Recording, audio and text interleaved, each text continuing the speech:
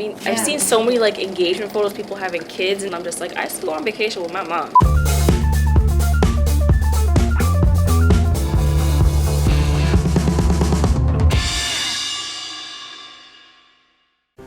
What is the hardest thing about being young and diagnosed with cancer?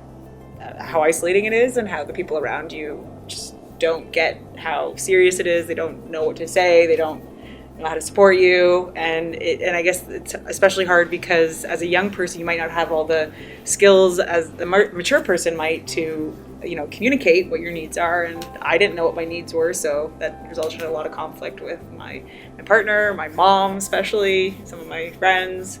There were some relationships that it was fine with, but yeah, the hardest part was dealing with everyone around me. Okay.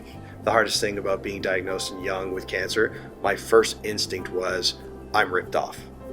That was my first reaction of, I feel so ripped off. I ate like a heart patient half the time. I was like salad, grilled chicken, go to the gym, do all this great stuff. And then out of nowhere, it's like, bam, I had cancer. I'm like, really?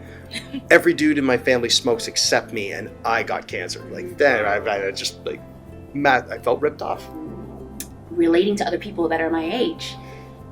After I've gone through what I've gone through, it's hard to relate to my other 29 life experiences year olds. Yeah. When you're a young person, you're still very much so just trying to figure out your core values.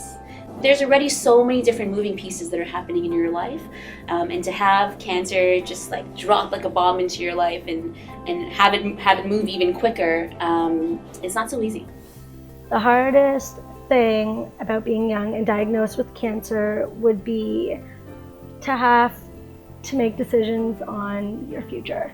So what I mean by that is I was 24 and I was having to make decisions like fertility. And these are things that I, would have never thought of having to think of at the age of 24 on whether I want to preserve eggs or not to preserve eggs. And, my fertility in future could be impacted by my chemo and my radiation. It grew me as a person, but it was also one of the hardest decisions that I had to make, because I felt alone, I felt isolated. No one could help me in that situation except for myself. I think I'm just gonna have to repeat the isolation. When I was 15 and diagnosed, no one had phones at that time, and internet in hospitals, it was a rolling cart that you could borrow maybe in a week once or something. Not only in that perspective, but the first time I was diagnosed was I was treated at a kids hospital, so you don't see anyone like you there. It's all little kids, and they have playrooms and all that, so you're just stuck in your room because they don't really have services for you.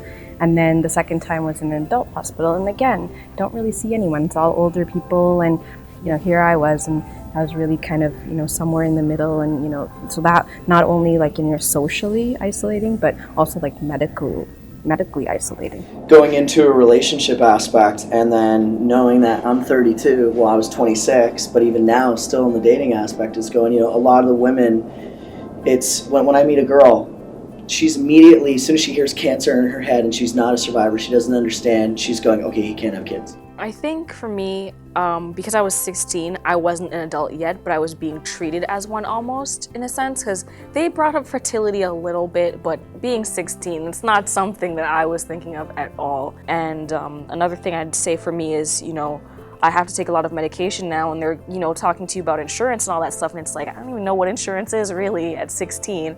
And, having ways to pay for stuff. And I'm glad that I had my mom there so she could kind of field off those questions for me. But, now as an adult and having to think about in the future, how am I going to pay for all this stuff on my own? Am I going to work? I have to think about if I'm going to work somewhere that's going to be accommodating for me. Am I going to have to find a job working somewhere that has health insurance, that has, that has a water machine somewhere, because I have diabetes insipidus and all these other health issues that came with the cancer. So, at the time, I didn't really have to think about it because I was still in high school, but being faced with all those decisions at the time and all these things to consider when you're not ready for it, that was really hard. And it's still hard now because I still feel like a kid even though I'm 24.